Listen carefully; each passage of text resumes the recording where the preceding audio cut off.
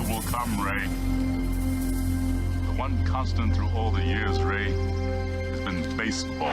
Little roller up along first. Behind the bag. It gets through Buckner. Here comes Knight, and the Mets win. Now the 2-1. Line drive to Newton. Just as the score of the tying run. Green to the plate. And he is safe. Safe at the plate. The Braves go to the World Series. Have reserved seats somewhere along one of the baseline that sat when they were children and cheered their heroes. Gibson swings and a fly ball to deep right field. This is going to be a home run. Unbelievable! A 3-run home run for Bucky Dent. The Yankees now lead it by a score of 3-2. Ladies and gentlemen, Mazeroski has hit a 1-0 pitch over the left field fence at Ford Field to win the 1960 World Series. They'll arrive at your door as innocent as children, longing for the past. The Pope arrived at Yankee Stadium. As one enthusiastic announcer put it, he is standing on second base. Reggie Jackson. Long drive right field. It is goodbye. Big World Series. The Blue Jays are World Series champions as Joe Carter hits a 3-run home run. Racker throws. There's a left back. A Kirby, I believe. The Giants from the pennant. The Giants from the pennant. The Giants from the pennant. The 0-1 pitch. A liner off Nagy's glove into center field. The Florida Marlins have won the World Series. The memories will be so thick that I can brush them with my faces. The 1-0 delivery to Fisk. He swings, long drive, left field. If it stays fair, it's gone. Home run. The Red Sox win. And the series is... Lolich fires. Ball is hit high in the air. This should be the series. Freehand waving everybody away in foul territory. Detroit wins. Here's the pitch to Willie. There's a liner straight to Richardson. The ball game is over and the World Series is over. Willie McCovey hit it like a bullet. A line drive right. Baseball to mark the time. The Oakland A's take. I'll tell you what, we're having an earth. Good evening, ladies and gentlemen, and welcome to Candlestick Park for Game 3 of the 1989 World Series. It's been erased like a blackboard, rebuilt and erased again. Frank Robinson, the right-hand batter. Long drive to left field. Way back. This is goodbye. Home run. Base hit loaded, 1 out. Pena in a chance. The Twins are going to win the World Series. The Twins have won it. Ozzie with 1 out. Smith corks one into right down the line. It may go. Go crazy, folks. Go crazy. It's a home run. And the Willie Mays just brought this crowd to its feet with a catch, which must have been an optical illusion to a lot of people. This field, this game, is a part of our past, Ray. It reminds us of all that once was good, and it could be again.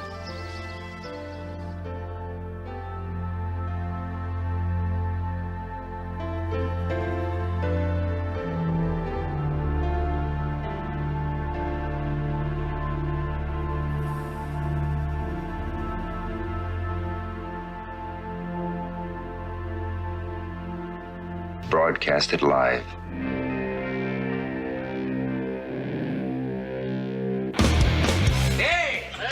Who wants to have some fun? There are balls coming from all over the place. Left field, center field, right field. See, this is the kind of thing, quite honestly, right now, that makes you want to see the Chicago Cubs team lose. Now, you just saying you want to have fun, or do you really want to have fun? It'll be fun. Will the next person that sees anybody throw anything onto this field, point them out, or get them out of here? You don't live in Cleveland. You live in Cincinnati. You talking to me? You talking to me? That is the farthest thing in the universe from the truth.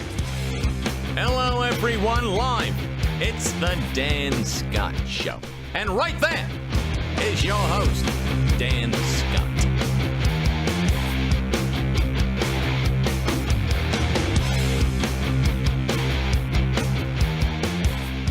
All right, good morning, everybody, and welcome to Friday. We have made it to the end of another week.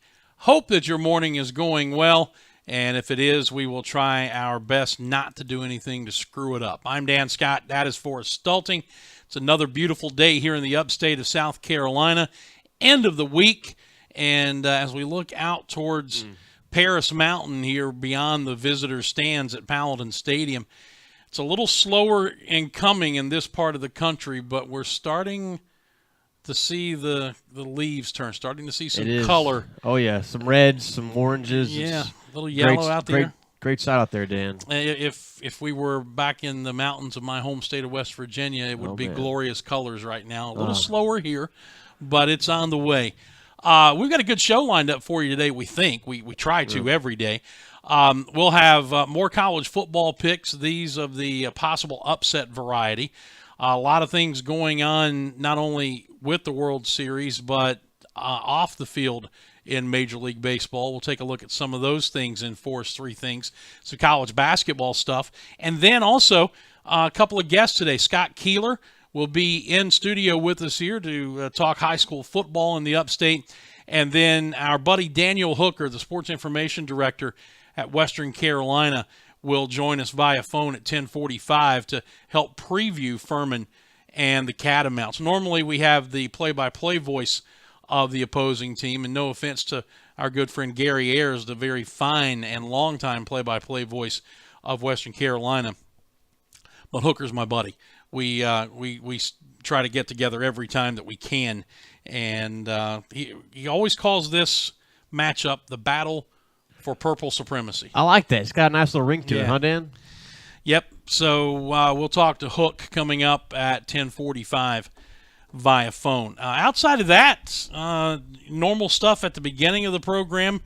We always try to give our Furman teams a little bit of love to keep you updated on either results or scheduling that's coming up. And we got some things to do there, some trivia, and then we'll get into the wider breadth of the sports world in the show.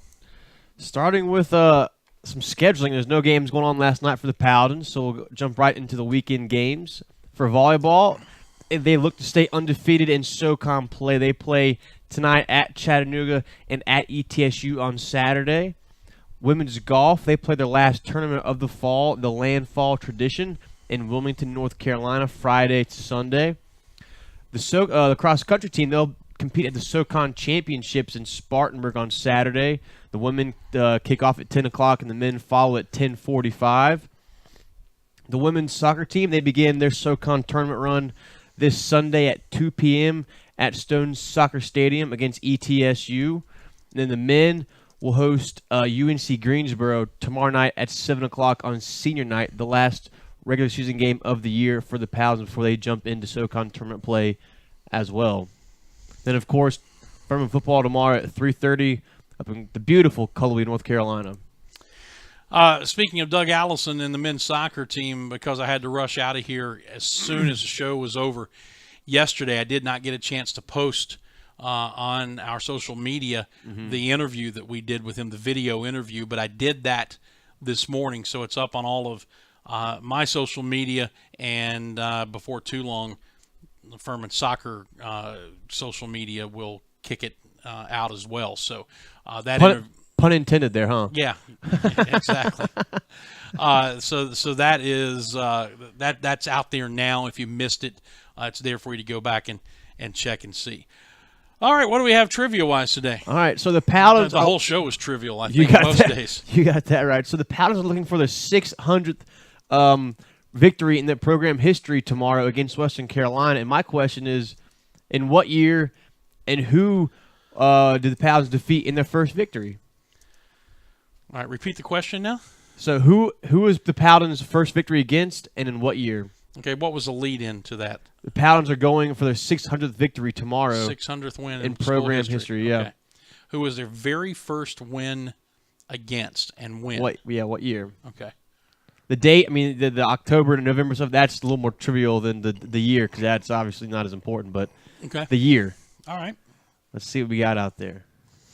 If you have a guess on that, please leave it in any of the comment sections of the platform you may be on, or you can always hit us up on Twitter at Dan Scott Show. I'm going to guess that it's probably a 19th century year. You may be on the right track, Dan. Yeah. Before football was probably even really football. Well, it was still football, I guess. Sure, yeah. I guess the modern day game has not evolved yet. I guess. I don't know how many of you guys have Roku or Apple TV or any of those things, and I don't know if any of the other platforms have it, but on my Roku, which I love, because you can you stream Netflix and Hulu and that's where I get Sling TV and all the other things, but have so many channels to wade through. But if you're patient over time and you wade through them, you find some good channels, and there's one in particular called PubD Hub. Huh. And it's got... It's a fun name to say. It is. It's got a ton of, like vintage television shows and old movies, which is what a lot of these apps have.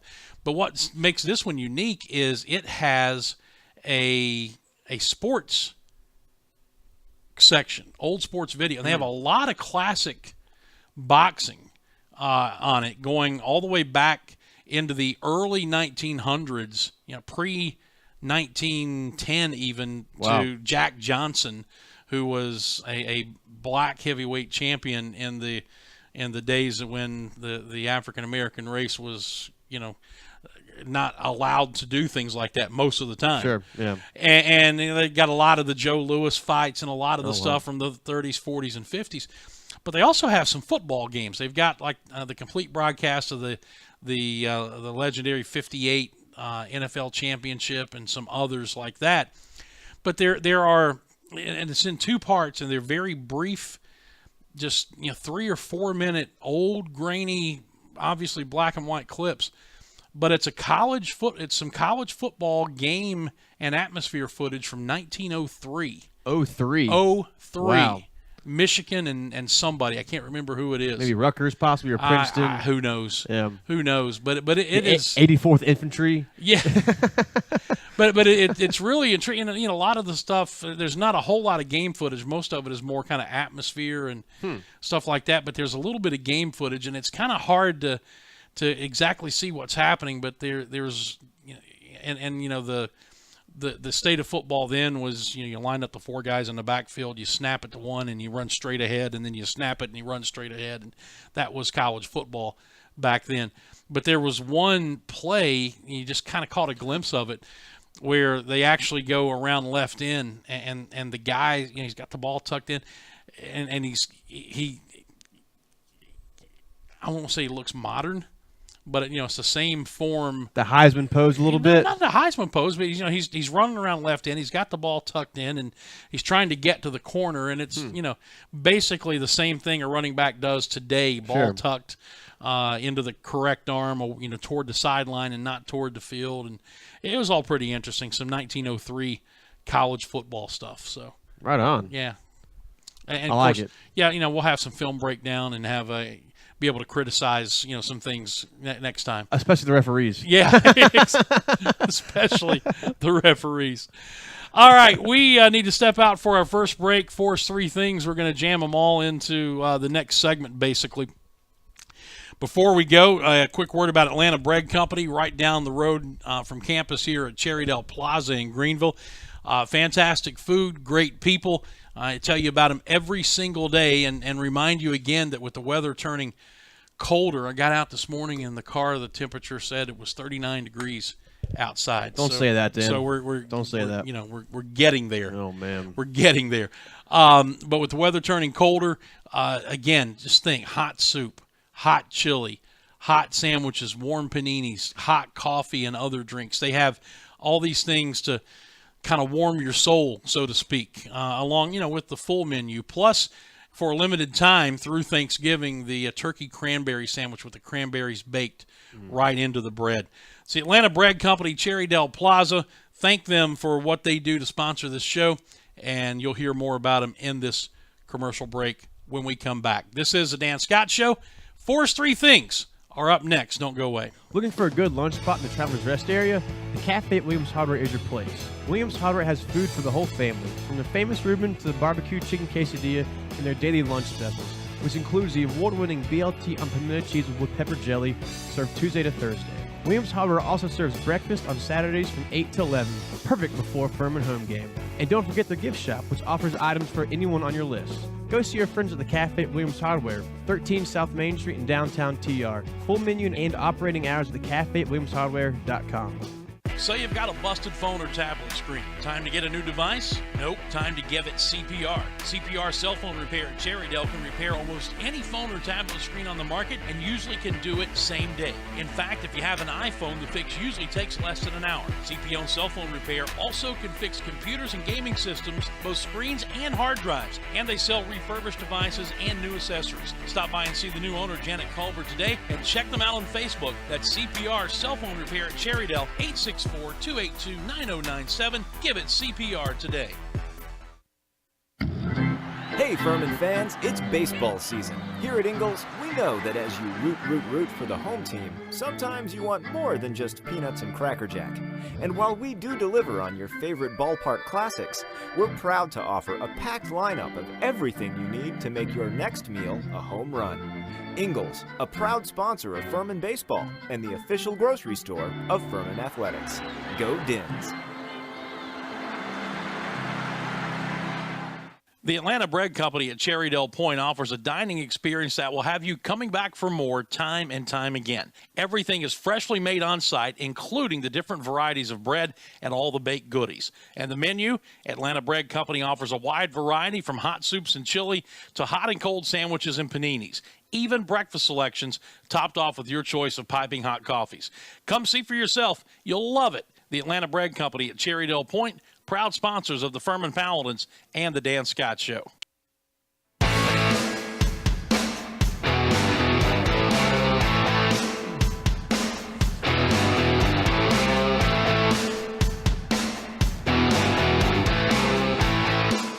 All right, we are back. Just basically getting things cranked up here this morning. My daughter Samantha, who only tunes in to heckle me from time to time, was I guess tuned in very early as kind of a place setter while we're getting the link shared. I usually play the baseball montage thing, and then we have the show open that I've had for a number of years now.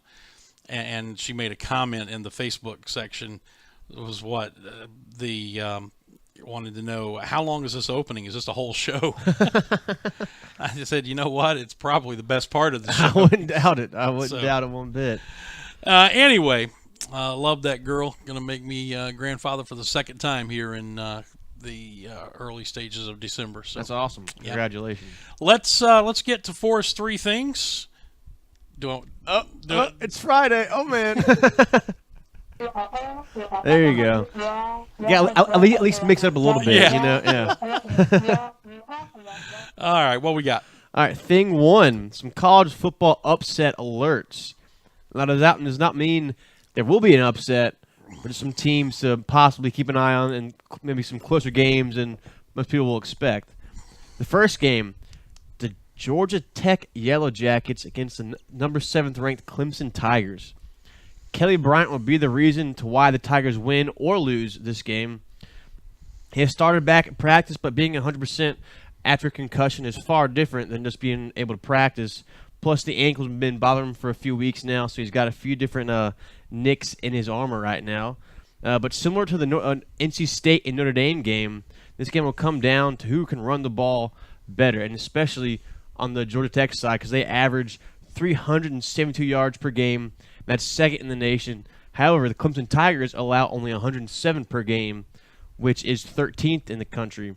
The triple option is tough to defend, but I think GT's defense won't be able to stop Clemson's offense, even if Kelly Bryant is not 100%. I'm picking the Tigers in a very close game here, Dan. That hurt you to say that, didn't it? Absolutely. Absolutely.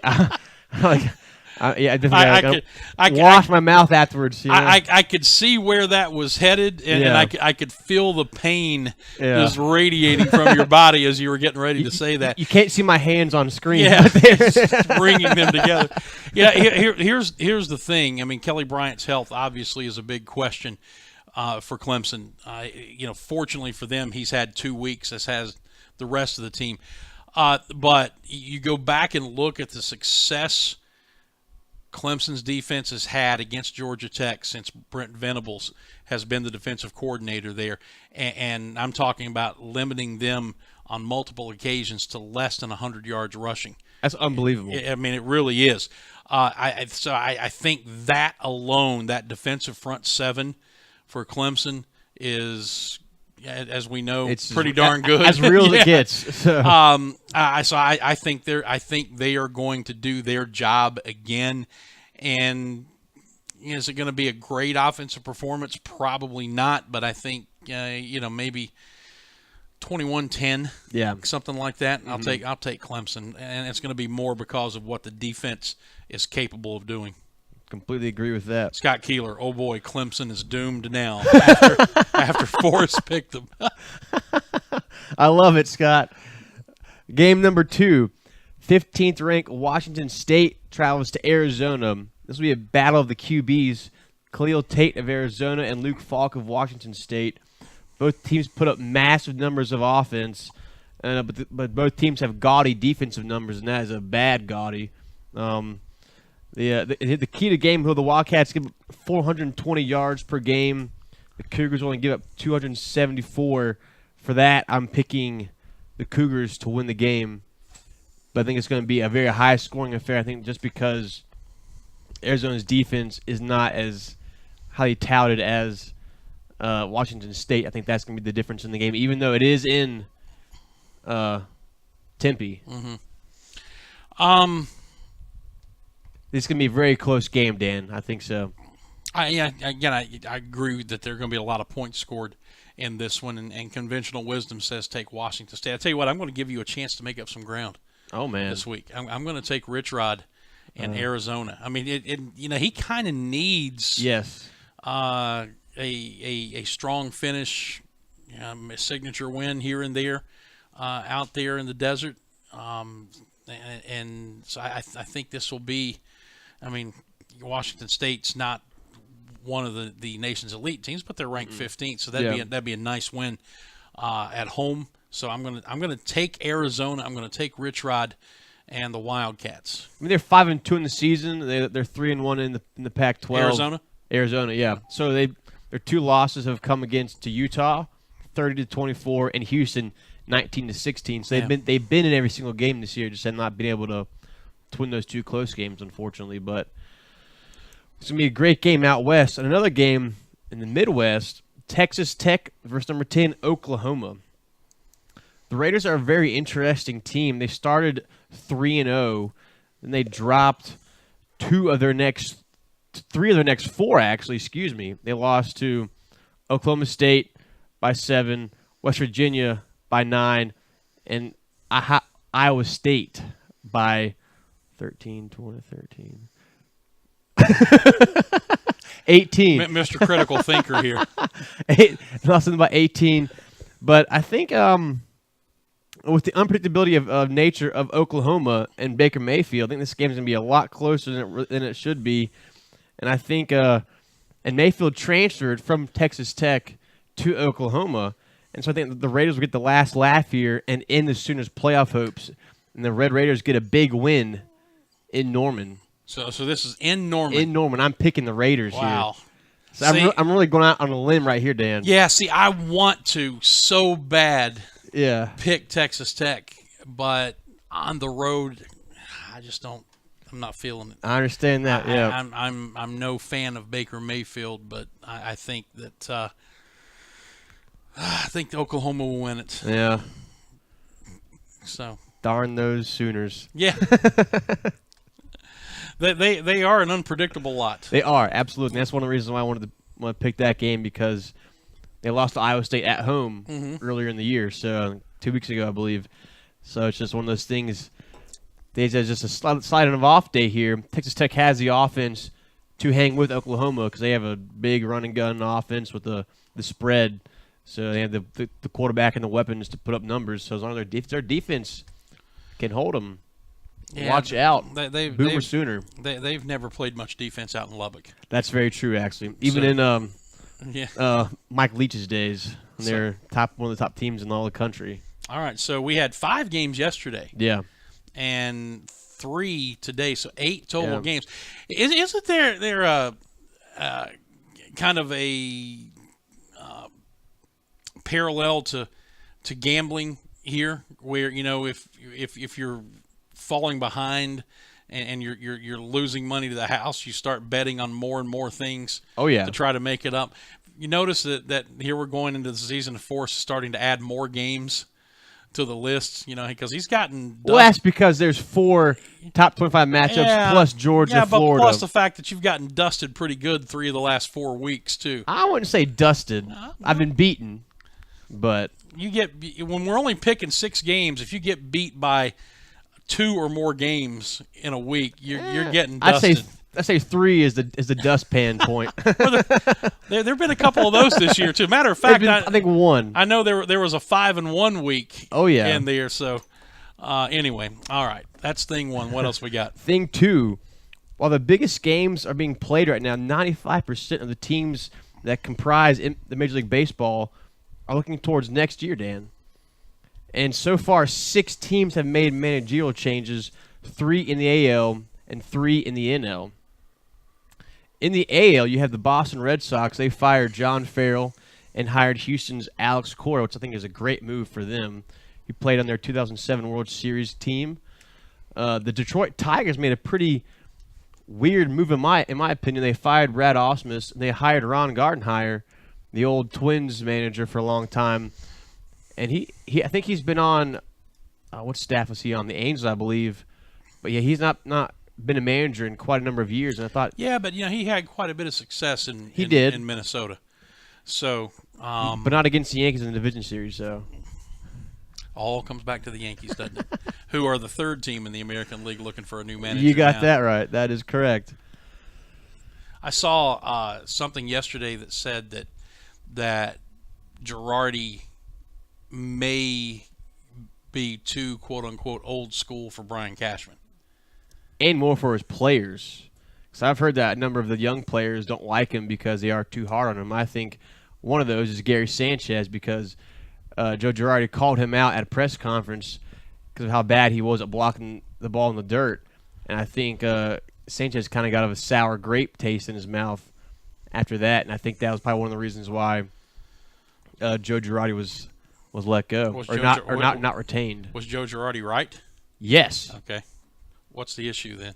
I completely agree. Suck it up, and start blocking balls better. I'm right there with you, Dan. I think because I guarantee you this: if he did that and that was a point of contention, it's not something that he just randomly decided to do one day. I'm sure that Joe Girardi has had multiple conversations with Gary Sanchez about blocking the ball better and doing this and doing this and doing this, and the message wasn't getting through. So if the message isn't getting through, sometimes you change the way you deliver the message. Mm-hmm. And head coaches, managers have long, many years when they deem the time is right, have used the press to send that message. As they should. For sure, yeah. And I just think Gary Sanchez took this the wrong way, and maybe that rubbed off on some other players. Mm-hmm. And that contingent was they didn't like him, and they wanted someone else. And the name that's been surfacing is Al Pedrique,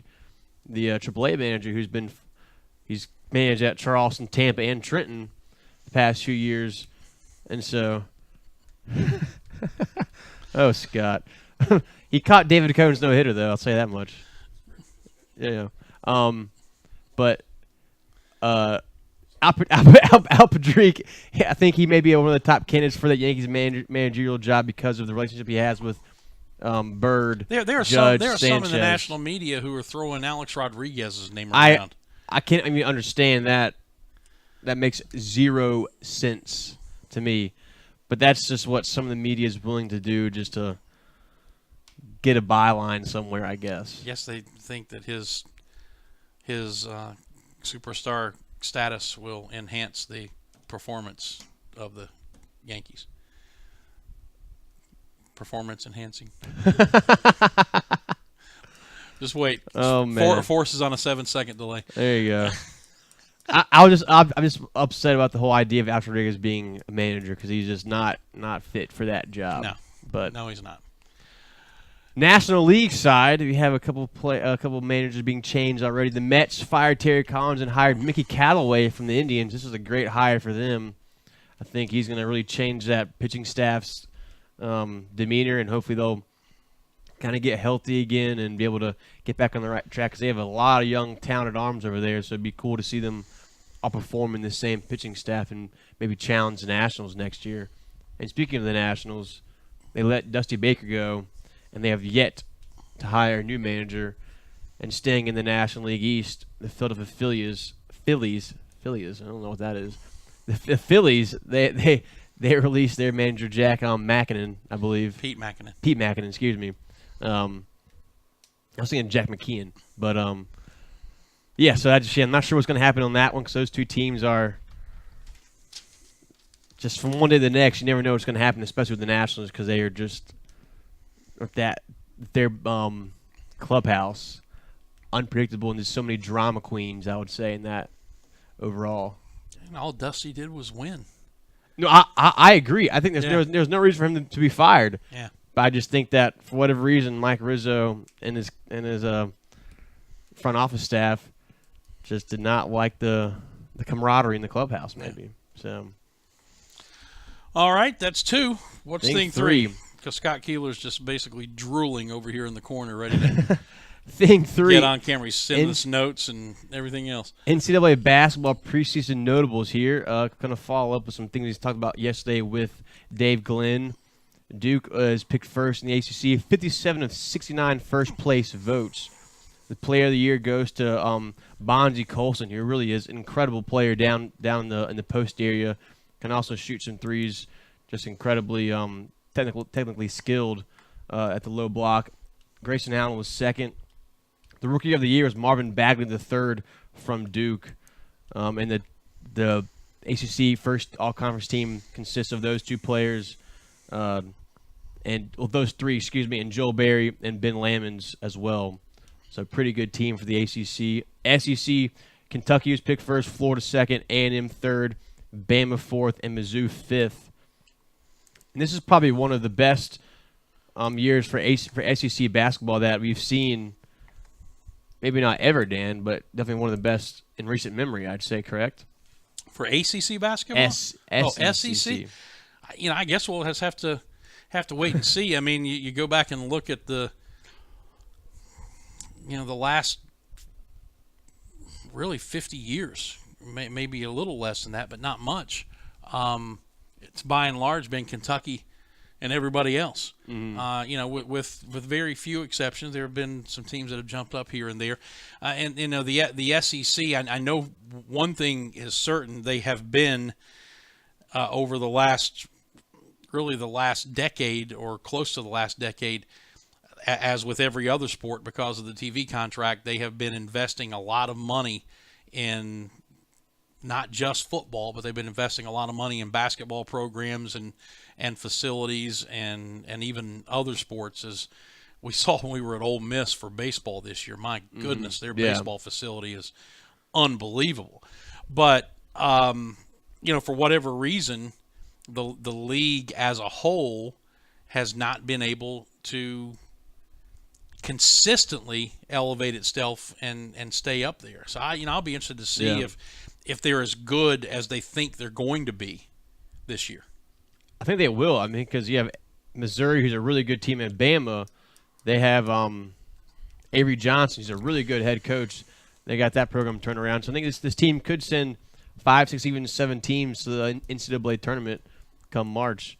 And the SEC Player of the Year is with a 3-way tie with Deontay Mayton from Georgia, Michael Porter Jr. from Missouri, and Robert Williams from Texas A&M. So all three of those players are going to be a lot of fun to watch come this winter. Big 12, Kansas was picked to win its 14th straight Big 12 conference championship. That's unbelievable stuff right there. And Devontae Graham was player of the year. Pac-12, Arizona picked to finish first. UCLA, they were picked, I believe, to finish third in this year's, third. I think that's a little bit overreaching after what they lost in Leaf and in Lonzo Ball last year. So I think the Bruins might be scuffling a little bit this year, but we'll just see how that plays out. The Big Ten, Miles Bridges was picked to be the player of the year.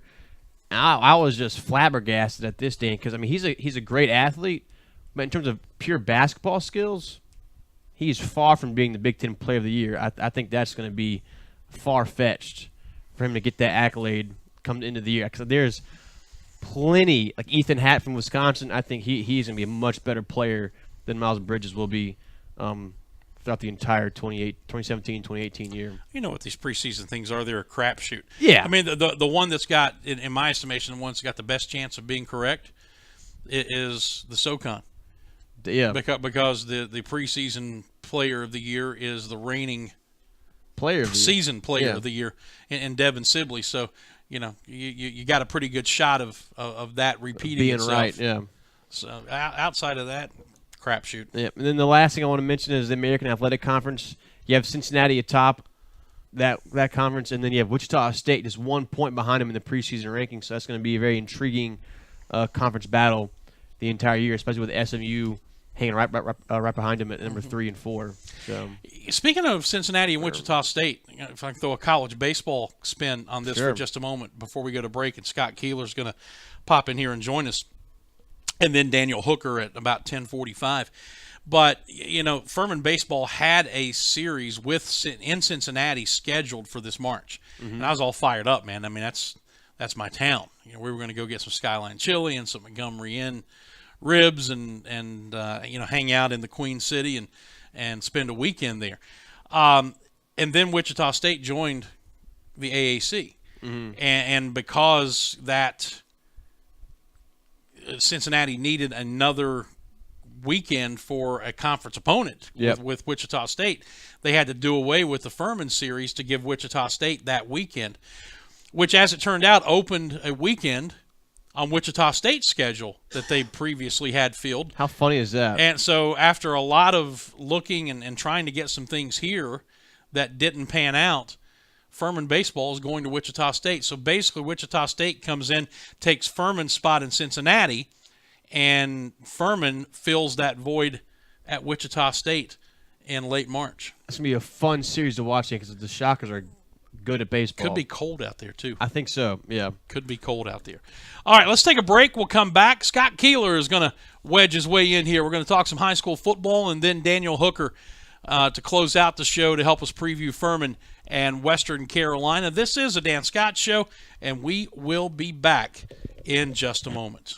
Looking for a good lunch spot in the Travelers Rest area? The Cafe at Williams Hardware is your place. Williams Hardware has food for the whole family, from the famous Reuben to the barbecue chicken quesadilla and their daily lunch specials, which includes the award-winning BLT on pimento cheese with pepper jelly, served Tuesday to Thursday. Williams Hardware also serves breakfast on Saturdays from 8 to 11, perfect before Furman home game. And don't forget the gift shop, which offers items for anyone on your list. Go see your friends at the Cafe at Williams Hardware, 13 South Main Street in downtown TR. Full menu and operating hours at the Cafe at WilliamsHardware.com.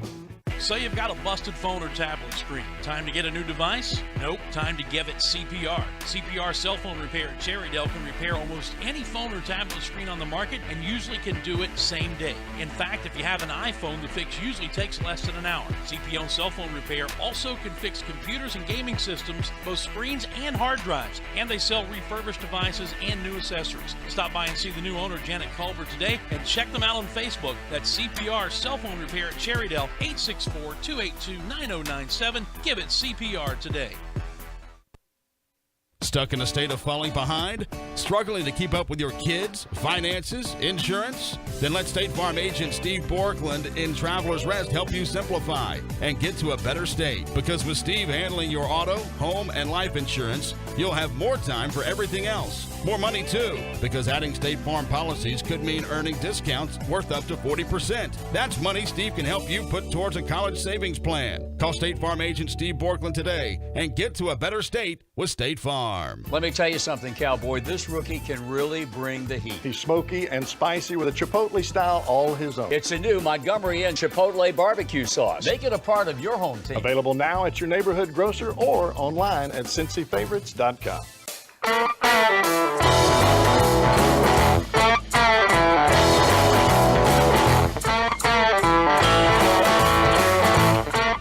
Your grasp of technology is very limited, is it? Yes. Welcome back to the show. I am Dan Scott. That is Forrest Stulting, and the Muppet in between us is Scott Keeler. How you doing, man? Good. How are you? I'm good. It's good to see you. Good to see you.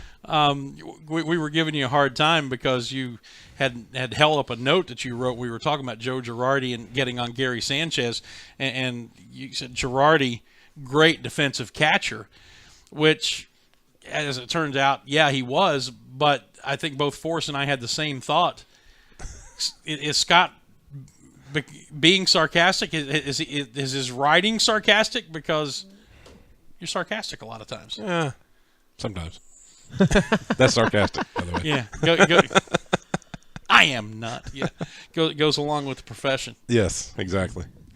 Oh, my goodness. All right, so what we got on the old agenda today, the regular season is winding to a close. Yep, tonight is the the last week. We got even for 5A now? Yeah, because of the way they've changed. Yeah, but the way things change, everybody ends this week. Okay. And, we got a number of interesting games, big games. Let's start right out with Greenville at BHP for the Region 1 4A title. They're both 8-1. Greenville lost to Greer a couple weeks ago. BHP lost to Hannah earlier in the season. Hannah's undefeated. Looking forward to covering this one tonight for the Spartanburg Herald. This will be a really fantastic matchup. It's been a nice little bounce back for Greenville, hasn't it? It has. They've their losses last year were really close, and then they. I covered the BHP game last year, and that was like being a one-score game. Yeah, they went 6-6. Had to go to South Point in the first round of the playoffs. Lost to South Point. I think it was 48-30, and I was telling some other high school pundits of mine they ought to get some kind of medal because that was about as close as anybody came to beating South Point. Mm-hmm. So, but yeah, they have an excellent quarterback, good defense. You get bonus points, by the way, for using the word pundit in a sentence. Cool. So that was going to be a fun one tonight. A couple of interesting things in Region 3-5A, the Spartanburg region, if you will, with Spartanburg teams in Gaffney. Dorm's at Burns tonight. Dorm is 3-0. Burns is 1-2 in the region. As great as a season as Burns has at 7-2, if they lose tonight, they're in trouble of not making the playoffs. Wow. Gaffney is at Spartanburg. Gaffney's 2-1 in the region. Spartanburg's 1-2. If Spartanburg and Burns both lose, Boiling Springs makes the playoffs. That's the only chance Boiling Springs has. There's a 5-team conference, so Boiling Springs is in a non-conference game tonight. Mm-hmm. But the thing about it is, Burns is at home against Dorman.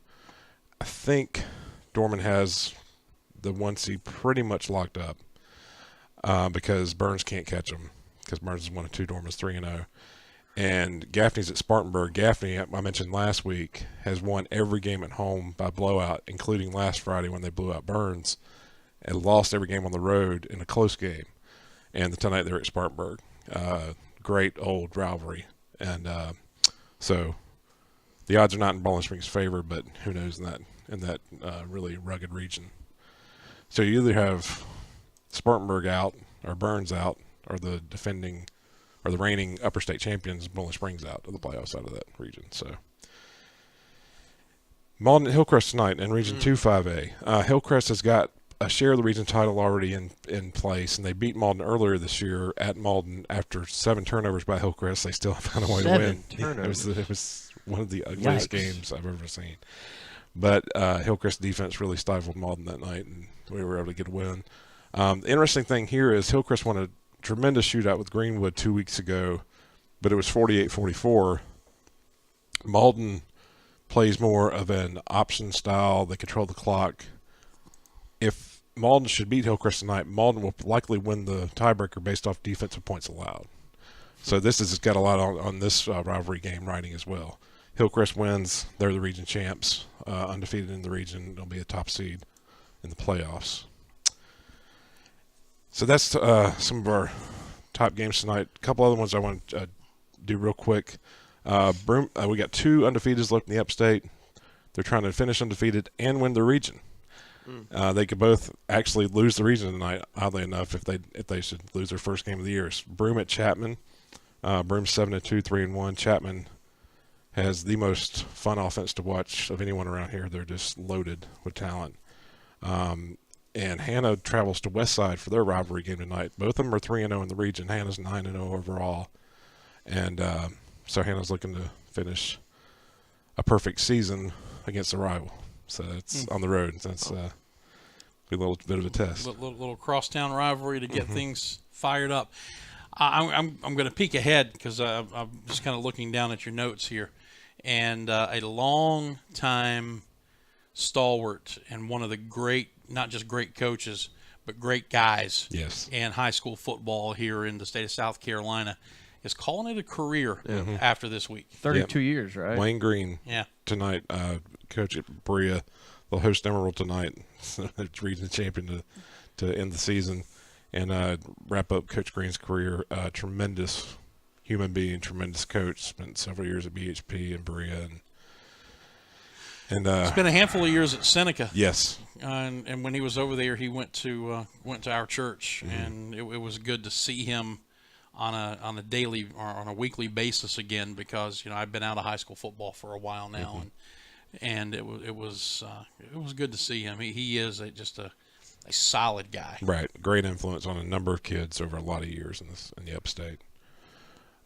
So kind of a sad one there to see him not coaching anymore. And 32 years is a long time, but it seems like he's hanging it up a little young. Yeah, I know. He doesn't look like he's been coaching 32 right. years. And so, yeah, it's funny. One game that of kind of weird interest tonight. I don't think Wren at Eastside is going to be a very good game tonight. I think it'll be a pretty good game next week when Wren plays Eastside in the first round of the playoffs. Yeah. This is the way the odd number of teams and regions with this the current realignment. This is what you have, and so next year I'm looking forward to, because there are odd teams and regions, but I think as far as the upstate goes, there's like one per class. So if someone's playing someone in the final week, it won't be in the same class, and there won't be a rematch the very next week in the playoffs. So the playoff rankings for those two teams have already been decided. They've already locked in. So, they're done with their region play. So I wonder if we see a lot of second teamers. Exactly. JVers out there. It might be over at 9:15. It might just be handoff up the gut, both teams, and go home. And you know what? I think that's probably pretty prudent. If I were in that position, absolutely, I would call the other coach and say, hey, and it's funny because how do you want to handle this? And it's funny because both these teams love to air it out. I mean, they go all out. I mean, this game next week on the playoffs will probably last till about 11:15. Is it going to be at the same place? Same place. Everything's the same. Wren at Eastside. Yeah. Nice. That's fantastic. I got to ask you this, and I'm really kicking myself because I haven't done this before. You go to high school football games all over the upstate, right? And we have yet to ask you to rank the concession stand hot dogs. It's funny you mention because high school hot dogs, depending on where you go, are some of the best hot dogs you're going to get, and then of course you've got the other end of the spectrum, right? But you can find some concession stands that and people who know how to do some hot dogs at high school football games. Well, in a former life, I kind of developed this love for high schools when I worked for the Greenville News in a different position, not in sports, Monday through Friday. And on Friday nights, I just went wherever. And it's funny you mentioned that night because BHP for years had the best hot dogs, and you would get 2 hot dogs with chili, French fries, which is really an odd. I mean, that's not the most common sight at high schools. Right. They make them right there, and Coke for $4. And you couldn't beat that that was 15 years ago. Yeah. But, so that's funny you mentioned because I'm going to BHP tonight. So usually there's some stuff in some press boxes. Not all press boxes are created equally, but I usually just have whatever's available up there. Okay. But it's funny you mentioned that too. I did go and be a fan last week when Newberry played at Chapman on a Thursday night. Big showdown, both undefeated, both great teams. And I got to give Chapman an A for all that they did. There was a woman standing out front of the ticket booth taking exactly $6 if you had that. And I just happened to be lucky enough to have that. So I didn't have to stand in line at the ticket booth, which was huge. Concessions, they had just tons of concession workers just churning them out. Basically, they know what they're doing. Right. Well, and they knew what kind of game it was going to be, Yeah. too. And I was there at 7 o'clock. Now, they didn't get an A+ because they ran out of Chick-fil-A at 7 o'clock. But I got 2 of their hot dogs, and they were great. But that's the thing about hot dogs at high school games, you get chili. College, no chili. That's what I've noticed over the years. High schools know how to do it right. Right. Sure. All right, good stuff. We need to take a break. When we come back, we will have Daniel Hooker on the phone with us to talk about the Furman Western Carolina game. You going to hang around? I sure will. Okay, darn. We'll be back with more. Daniel Hooker joins us on the other side. This is the Dan Scott Show. Do not go away. I'm warning you, don't go away. Hey Furman fans, it's baseball season. Here at Ingalls, we know that as you root for the home team, sometimes you want more than just peanuts and Cracker Jack. And while we do deliver on your favorite ballpark classics, we're proud to offer a packed lineup of everything you need to make your next meal a home run. Ingalls, a proud sponsor of Furman Baseball and the official grocery store of Furman Athletics. Go Dins! The Atlanta Bread Company at Cherrydale Point offers a dining experience that will have you coming back for more time and time again. Everything is freshly made on site, including the different varieties of bread and all the baked goodies. And the menu, Atlanta Bread Company offers a wide variety from hot soups and chili to hot and cold sandwiches and paninis. Even breakfast selections topped off with your choice of piping hot coffees. Come see for yourself. You'll love it. The Atlanta Bread Company at Cherrydale Point, proud sponsors of the Furman Paladins and the Dan Scott Show. Stuck in a state of falling behind? Struggling to keep up with your kids, finances, insurance? Then let State Farm agent Steve Borkland in Traveler's Rest help you simplify and get to a better state. Because with Steve handling your auto, home, and life insurance, you'll have more time for everything else. More money, too, because adding State Farm policies could mean earning discounts worth up to 40%. That's money Steve can help you put towards a college savings plan. Call State Farm agent Steve Borkland today and get to a better state with State Farm. Let me tell you something, Cowboy. This rookie can really bring the heat. He's smoky and spicy with a Chipotle style all his own. It's a new Montgomery Inn Chipotle barbecue sauce. Make it a part of your home team. Available now at your neighborhood grocer or online at CincyFavorites.com.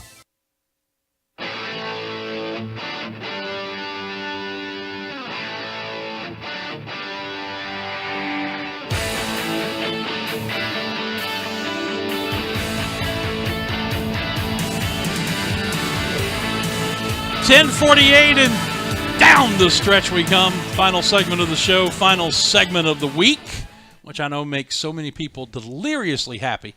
But you got to put up with us for one more segment about the next 10, 12 minutes or so. Scott Keeler hanging around with us because we did not give him a chance to get his plugs in for his business and his blog. So he's going to hang around here and help us muddle through with a good friend of ours who is the sports information director and, like me, just kind of counts the days. Everything else that goes on in Cullowhee is all things to kill time until baseball season rolls around. He is the SID for the Catamounts, and he is our buddy Daniel Hooker. How you doing, man? Hey, great to be on with you guys. I guess you're saving the best for last. Is that how this is going this week, your last segment? You know what? If it helps you, if it helps you get through the day to believe that, then God bless you, man. Whatever it takes. It does. Amen. Amen. This little unusual here, especially in recent years, late season football between Furman and Western Carolina that matters in the standings. Well, you look at it, I think we've proved a lot of the pundits correct or incorrect this year with the two turnarounds. You were listening earlier when Scott Keeler used the word pundit. Hey, I aspire every day to be like Scott Keeler. I was going to tell you, Daniel Hooker's up there in the Hunter Reed territory when it comes to SIDs. They treat the visiting media right. Oh, you're not kidding. Anyway, go ahead, Hook. But you're exactly right. I think this is a game. I don't think it's been quite some time that we've had the battle for purple supremacy that has this much riding on it. Not just the monochromatic bragging rights, but also the implications in the Southern Conference race, in the potential for the postseason and things of that sort. So I think it obviously is a huge game, and it is a big game anyway. I think Western Carolina and Furman on the football gridiron, oftentimes, going back 83 and beyond. I mean, how many games that have come down and been tight and close, and just that football rivalry. I think that we have. Maybe we need to come up with a trophy between these two programs. Maybe a Drover staff or something for the old trade routes between Western North Carolina and the Upstate. I don't know, something. But I tell you what, looking forward to a great Saturday, and it's always good to see a whole stadium packed full of purple. Regardless of which purple they're pulling for. I go back to my daughter's childhood. We could get a little stuffed Barney the dinosaur, a little purple dinosaur, but probably not. It's going to be interesting too if the weather forecast holds cold and rainy in Cullowhee tomorrow, which is exactly the opposite of what we've got here in the Upstate right now. It's a brilliant day here, so weather could be a factor not only with how many people actually come and watch the game, but it'd be intriguing to see if that forecast holds, what that'll do to how the teams play on the field once the game gets going. Well, you look at it coming in, I think you've got two of the top offenses in the Southern Conference, both in total offensive yardage and also in scoring, which means we're going to see a defensive slugfest. It'll be 7-6 the way this year has gone about. Two top teams coming in that have been offensive juggernauts. I think the defensive coordinators take a little bit of offense to that, if you'll pardon the pun there. But, we'll see. I mean, obviously it depends on which weather app you look at. Some people have it raining all day. Some people have it raining spotty. It's Western North Carolina. If you don't like the weather, just wait about 5 minutes and you'll get something different. So, but yeah, definitely. I think teams have been preparing for what the weather forecast, and if we could just bottle up what we've had yesterday and today, unbelievable weather the last 2 days, to try to bottle that up for Saturday, would love to. But looking forward to a great homecoming Saturday here in Cullowhee, irregardless of what the weather does. Before one of these guys go, I've been to Cullowhee enough for baseball, hung out with you in the baseball press box enough that if one of us runs over to the press box as the front is moving in, I know depending on the direction that it comes from up there, we'll be able to tell what kind of day it's going to be.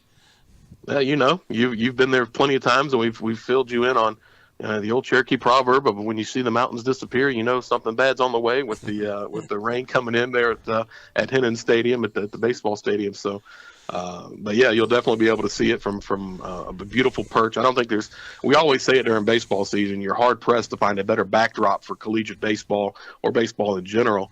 I think we could say about the same thing for both our stadium and of course Paladin Stadium as well. You're hard pressed to find a better backdrop for atmosphere and being able to be involved in a college football game. Hey, Daniel Forrest here. The Paladins they lead the SoCon in third down conversion and are fifth nationally, and y'all been pretty stout on defense on third downs as well. You've only allowed 34% of opposing offenses to convert on third down, so I think the game might come down to some third down plays. What do you think about that?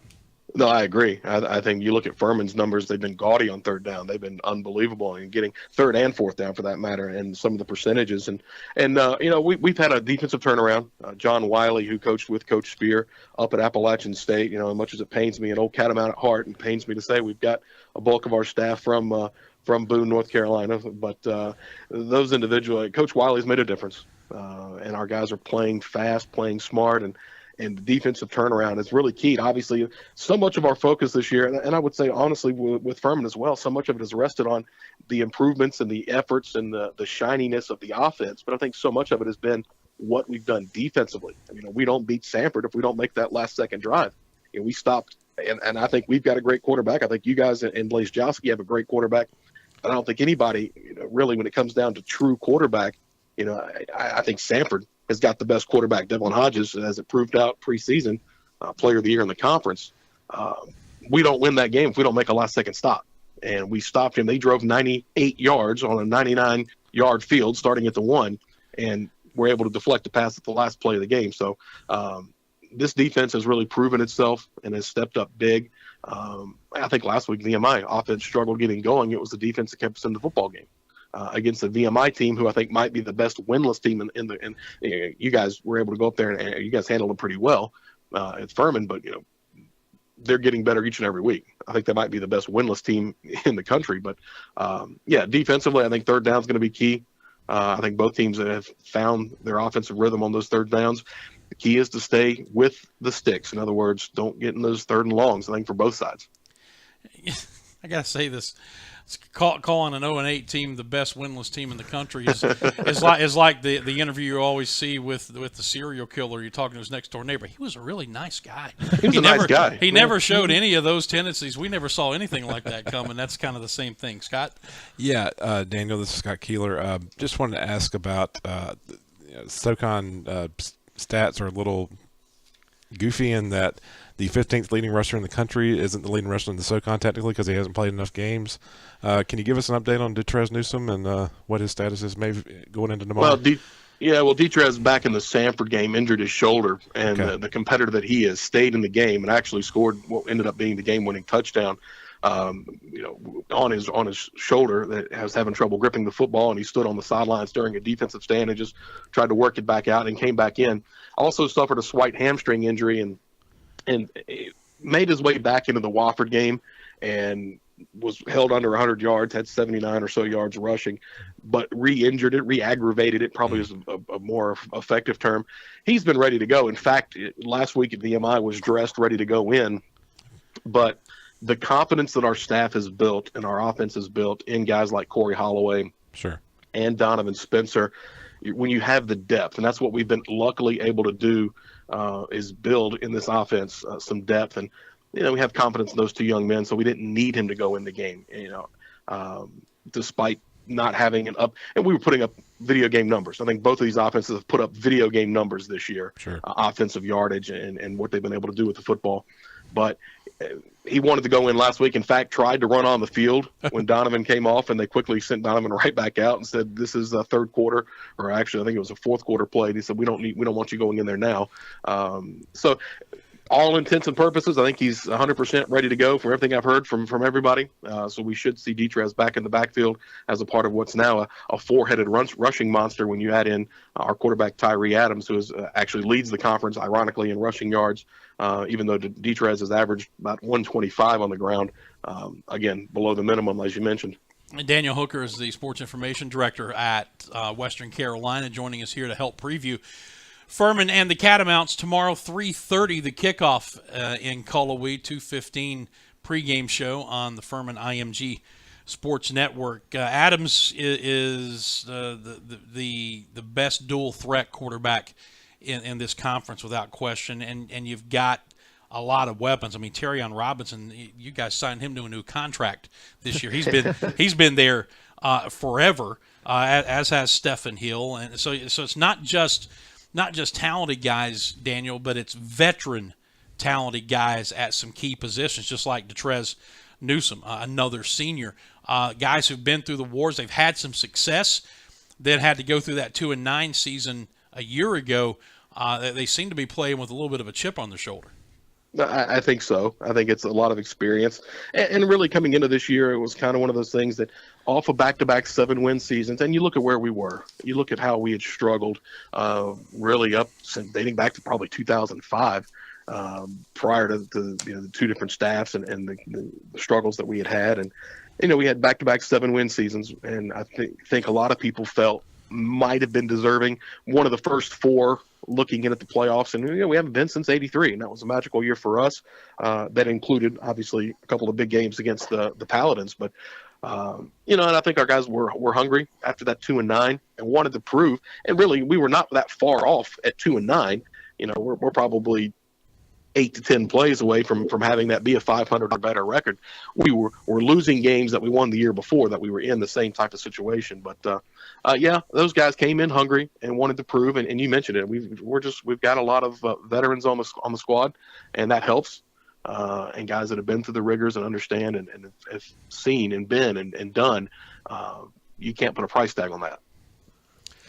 Well, listen, man, we are looking forward to getting up there tomorrow. Always one of our favorite trips. You guys treat us well, and that's one thing we in the media look for. We always want to be treated better than we deserve, and you guys do it as well as anybody, and we always have fun. It's going to be a good game, and like I said, it's just kind of nice at this juncture of the season to have these two teams playing some meaningful football here with 3-4 weeks remaining in the season. Looking forward to it. I think it's a great matchup. I think statistically on paper, personnel-wise, both teams have been getting after it defensively up front. Our offensive line has played extremely well all year. Quarterbacks are growing up. I tell you what, it just has all the makings. And again, just to see a stadium packed full of purple is always great. And, pretty much only a couple times a year do we pull against our purple brethren from down the road in the upstate. But this would unfortunately be one of those.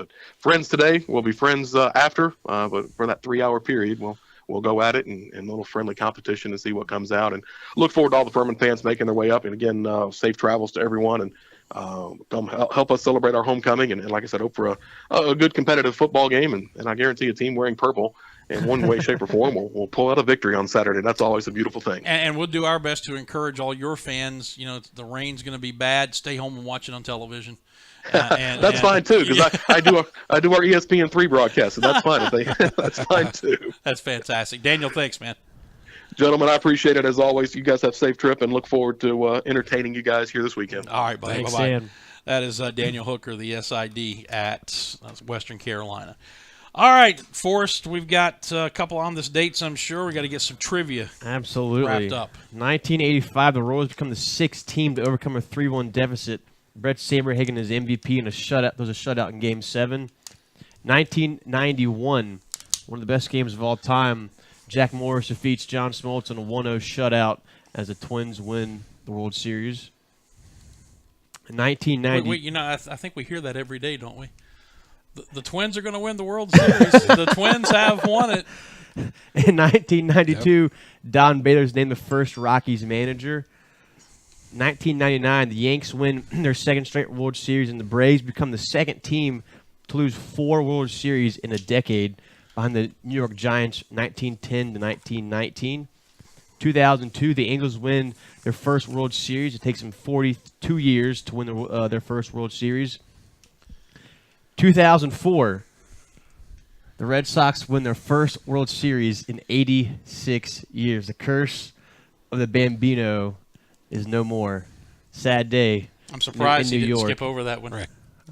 I'm a professional journalist, I hope, so try to be at least. So, in 2012, the Giants shut up the Tigers, and they throw back-to-back shutouts for the first time since the Orioles in 1966. All right. So, good stuff there. And trivia. Furman going for its 600th program victory this week. Who was win number 1, and what year did it happen? I didn't see any guesses. I saw SoCon John threw a guess of the year, 1889, which is the first year of Furman football, but we did not get a victory in that year. It was the following year against Wofford. In 1890, we beat them 12-0 on January 24th. I was thinking Gaffney YMCA. That would have been a nice first victory, It's but usually the kind of things you find back then. It was against Tech. There you go. Stuff like that. Yep. Yeah, that's pretty But good. it was against Wofford in Spartanburg, a 12-0 victory for the Paladins. Nice. Tell people about your blog and about your podcast. Yes, FurmanSportsReport.com. If you go to FurmanSportsReport.com and it doesn't come up, put a www in front of it. I'm still trying to figure all this stuff out. But try to give the best Furman sports coverage around. My man Forrest is doing some soccer stuff for us, and going to get here into basketball a little bit too, along with the football. So just trying to be a media presence for Furman around here. And my podcast is called 864living.com, where I talk to just different interesting people that are making a difference in the upstate. And that's all those shows drop every Thursday. All can be found at 864living.com. All right, sounds good. Appreciate it, my friend. Thank you. I guess we're going to. Well, I know Good we're to be going to see back. you up there because I Yep. gave you your credential package a Yep. little while ago. Exactly. Thank you. All right, Forrest. See you at 9:00 in the morning. Fun stuff, Dan. Yeah, let's roll. That'll do it for us. Thank you so much for your time and your attention today. We will see you on the show Monday morning at 10 o'clock. But if you're so inclined, check out the broadcast tomorrow. If you're not going, Furman and Western Carolina, 2:15 for the pregame and the 3:30 kick. And I hate to do this to my buddy Daniel Hooker, but I'm going to because I have to stay consistent and true to this shade of purple. If you watch it on ESPN3, turn the sound down, sync our broadcast up with you technologically. It's not that difficult to do anymore. They still get ratings too, though, so it's okay. Yeah, you won't hurt their ratings, and we will bring you the Furman version of what happens up there tomorrow. Can't they listen to both? Be like, just sit between you guys? That'd be the ultimate experience, right? Yeah. One of these days, we have threatened to put Hooker and I on the same baseball broadcast once. Hadn't happened yet, but we've threatened it on multiple occasions.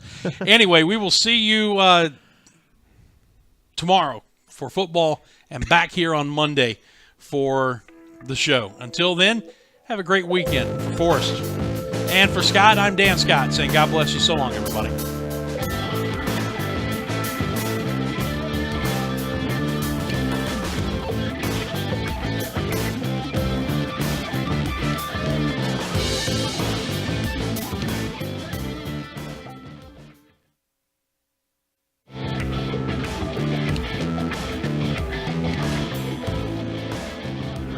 And then from that point forward, we won